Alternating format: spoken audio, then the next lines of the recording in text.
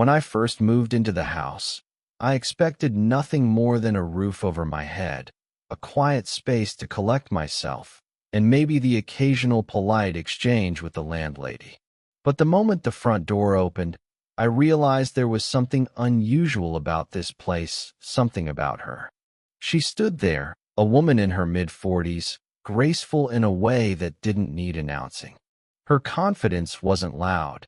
It was the quiet steadiness in her posture, the way her eyes lingered just a little too long when she met mine.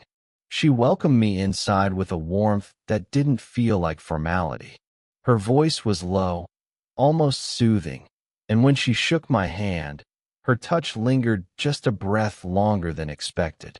The house itself was full of soft details, the faint smell of coffee drifting from the kitchen, books stacked neatly on the shelves, and curtains that let the late afternoon light spill golden across the floorboards.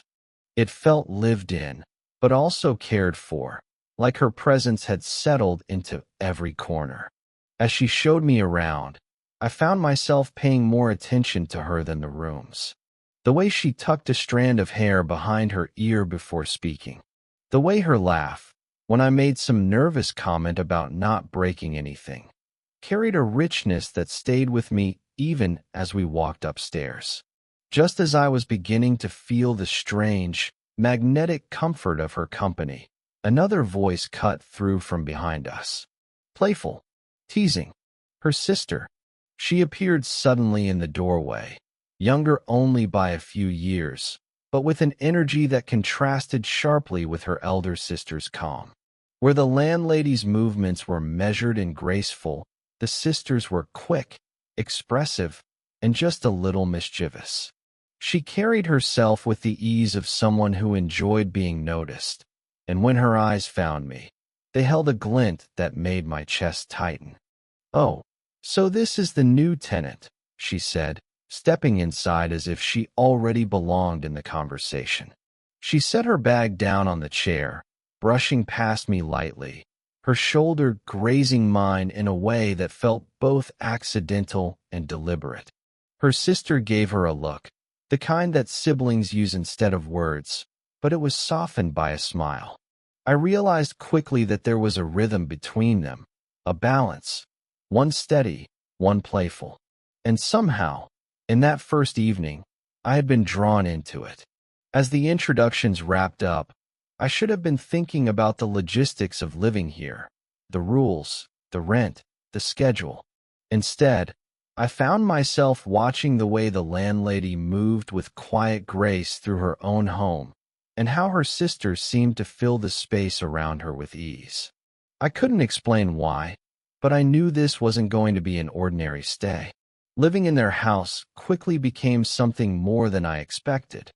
At first, I thought I would keep to myself, spend evenings in my room, and maybe exchange a polite good night if we crossed paths in the hall.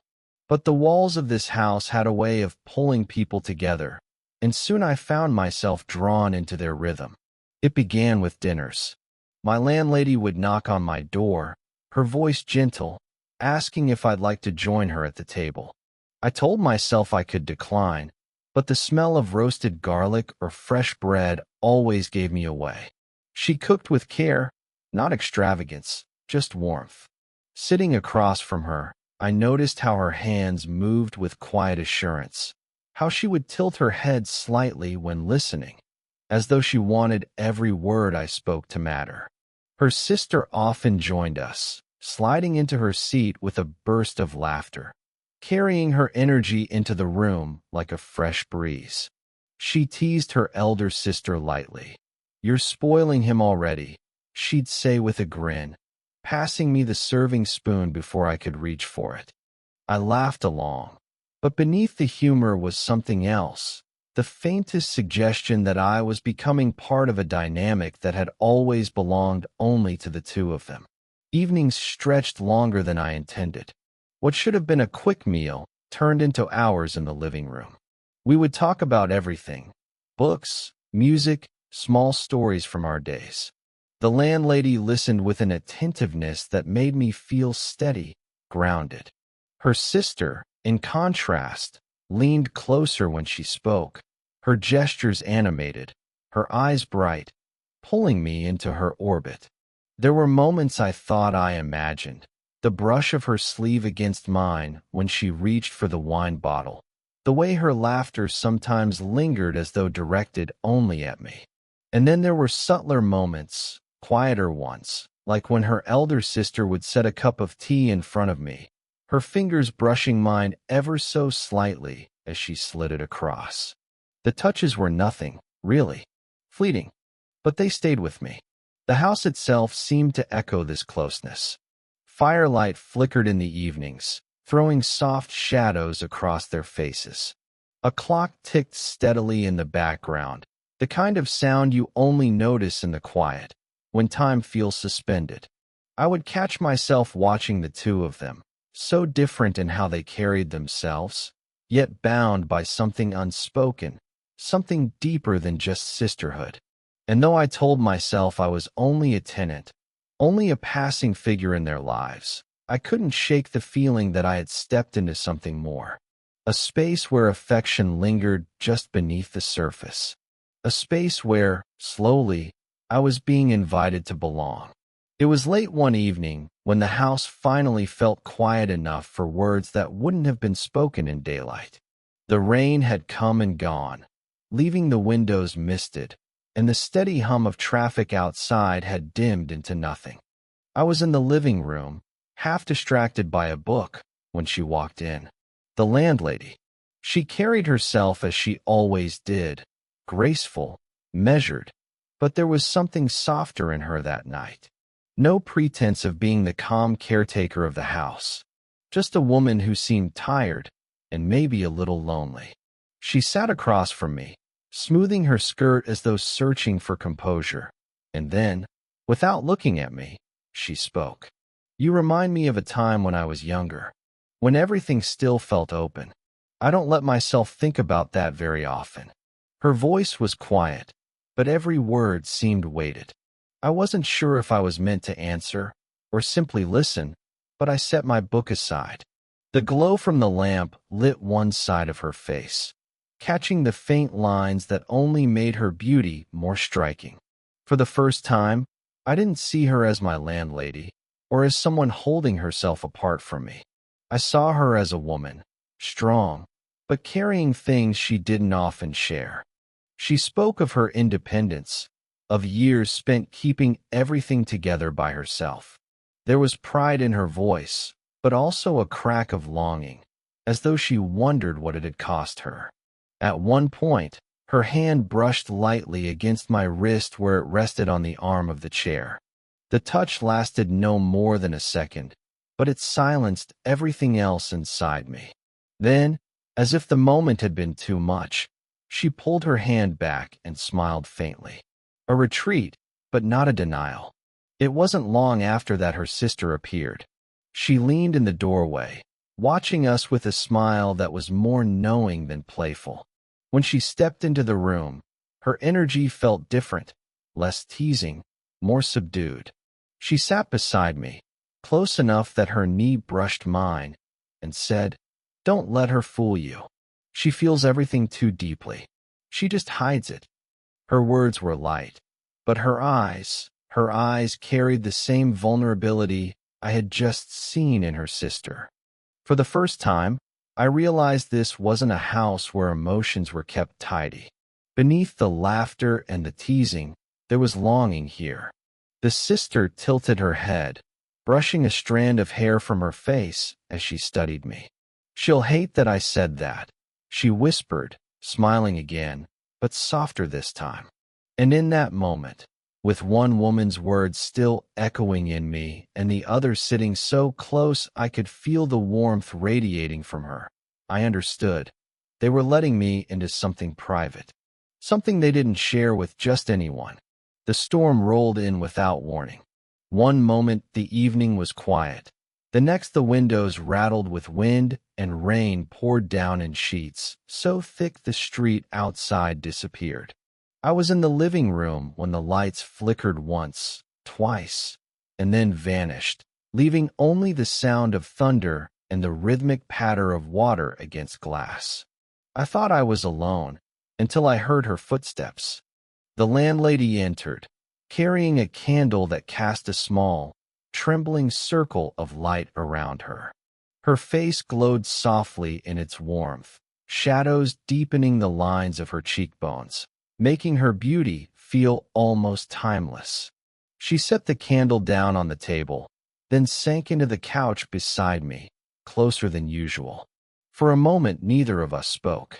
The storm filled the silence, the rain so heavy it seemed to press us inward, holding us together in this small pocket of light. She exhaled slowly, then leaned, almost without thinking, against my shoulder. Her hair brushed against my sleeve, carrying with it the faintest trace of her perfume, something floral, gentle, like spring air clinging to her skin.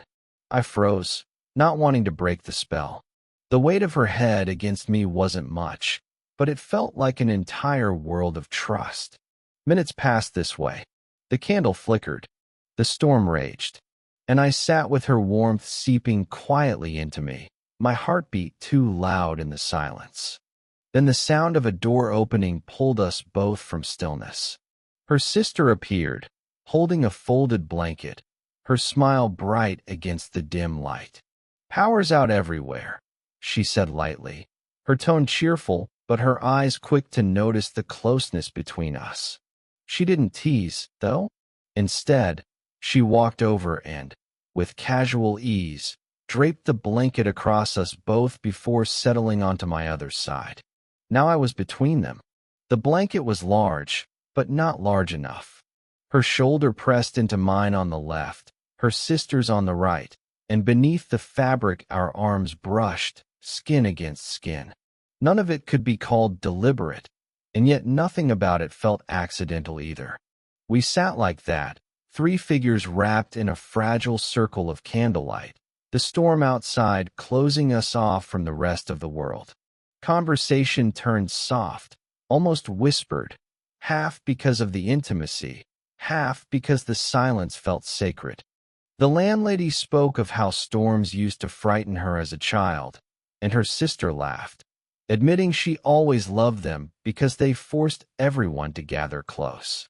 Her words hung in the air, heavier than she likely meant them. And though nothing more happened that night, no words said what lingered beneath, I couldn't escape the feeling that something had shifted. A line had been crossed quietly, invisibly, not in action, but in closeness. It wasn't just shelter we were sharing anymore. It was something more. The storm passed, but what it left behind was harder to ignore. Days after that night under the blanket, I carried the memory like an echo. The warmth of their shoulders against mine, the soft weight of trust in the silence. It lingered, even as life in the house seemed to return to normal. But nothing truly returned. Something had shifted between us, and I felt it in every glance that lingered too long, every pause that held more meaning than the words spoken around it. It was a quiet evening when the truth finally found its way out. I was in the kitchen, rinsing dishes, when I realized I wasn't alone. The landlady stood in the doorway, watching me with an expression that was hard to read. Calm, but not distant. Vulnerable, though she tried to hold it back. "I need to say something," she began, her voice low, deliberate. She stepped into the room, resting her hand lightly on the edge of the counter, as if grounding herself. "I didn't expect this. To feel anything for you. You're younger. You're only here because I rent the space." But she stopped, exhaling, her eyes flickering away before finding mine again. "I can't pretend I don't." The weight of her words left me breathless. She looked almost as though she regretted saying them, almost as though she expected me to retreat. Before I could speak, another voice cut gently into the air. Her sister. She had entered without either of us noticing, her arms folded, though her expression was softer than usual. She didn't look surprised. If anything, she looked like she had been waiting for this moment. "She's not the only one," the sister said. The words carried no jealousy, no bitterness, Instead, they were almost tender, like an admission she had rehearsed in her heart for days. She stepped closer, her gaze shifting between the two of us. I feel it too. Not the same way she does. But it's there. I glanced between them, caught in the tension of a truth that should have torn them apart, but didn't. Instead, I saw something else, a quiet agreement between them, a shared bond that even this could not fracture. The landlady shook her head faintly, as though embarrassed, but her sister touched her arm, reassuring. "We've always promised each other," she said softly, her eyes finding mine again, "that nothing would come between us. Not even this." For a moment, silence filled the kitchen, heavy, electric. Then the landlady stepped closer, her hand brushing against mine where it rested on the counter. At the same time, her sister's hand rested lightly on my shoulder. Two touches, two truths, and the realization that this wasn't a choice between them. It was something they were offering together. And though I hadn't yet found the words to respond, I knew my life had already shifted in a way that couldn't be undone. After the confession, I expected distance, awkward silences, maybe even regret. But what followed was something else entirely, a quiet gentleness that seemed to settle over the house, as though by speaking their truths, something heavy had been lifted. There was no sudden change in how we lived, no dramatic shift overnight, but there were little things, the kind that spoke volumes without needing words. One evening, we cooked together for the first time. It started simply enough, the landlady chopping vegetables at the counter, her sister moving around her with a mischievous ease, teasing her for being too precise. I offered to help, and instead of being sent away, I was pulled into their rhythm. Soon, I was stirring a pot while the sister passed spices into my hand, her fingers brushing mine deliberately, playfully. On the other side, the landlady leaned in to taste the sauce, her shoulder pressing gently into mine as though it were the most natural thing in the world. The kitchen was filled with warmth, not just from the stove, but from the sound of laughter echoing off the walls, the simple closeness of three people finding comfort in each other. Later, after dinner, we sat in the living room. No candlelight, no storm, just the steady glow of the lamp and the hum of quiet conversation. The landlady rested against one side of the couch, and without hesitation, I found myself beside her. She didn't flinch when our knees touched. She didn't pull away when her hand found its way over mine, resting there lightly, her thumb tracing small circles that sent a calm through me deeper than words could reach. Her sister joined soon after, sliding in on my other side. She didn't claim me, didn't compete. Instead, she looped her arm casually through mine, her head resting against my shoulder with a sigh that carried no pretense. And there we were, all three of us, leaning into the silence, into the shared warmth of something that didn't need defining. It wasn't passion that marked those nights, not in the way people often imagine. It was steadiness, belonging, the quiet realization that affection didn't have to be divided or compared, it could simply be shared. We began taking walks together, too, down quiet streets, through parks where leaves crunched underfoot. Sometimes I walked between them, sometimes beside one while the other drifted ahead, but there was always a sense of togetherness, of being part of something whole. The sister would often loop her arm through mine, chatting brightly, while the landlady would smile softly, her hand brushing my back as we walked. Small gestures, ordinary in appearance, but each carrying a weight that I felt long after. For the first time in my life, I felt no need to question where I belonged.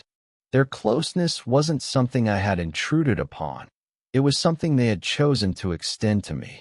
And with every passing day, I began to understand that what we had wasn't fragile. It was growing roots.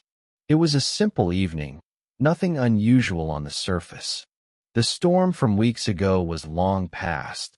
The tension of confessions softened into something steady, and the house felt warmer than ever. A lamp glowed softly in the corner of the living room, the air filled with the faint scent of tea and wood polish. Outside, the night was still quiet. Inside, the three of us sat together as though this had always been our rhythm. The landlady sat on one side of me, her sister on the other. It was a position I had grown used to, but it never lost its weight. Their nearness carried comfort, and in that comfort, a kind of reverence, as though we had all silently agreed not to disturb whatever fragile, miraculous thing had formed between us. Conversation drifted easily. We spoke about nothing in particular. Books left half-read, places we'd like to visit, the way the neighborhood always smelled of rain after sunset. Their voices overlapped gently, sometimes teasing, sometimes thoughtful, but always circling back to a shared rhythm that I now felt part of. At one point, the sister laughed, a bright, unrestrained sound that seemed to fill the whole room. She leaned into me, her hand squeezing my arm, and with playful ease she said, "We've always shared everything. It seems even you." The words should have startled me, but they didn't.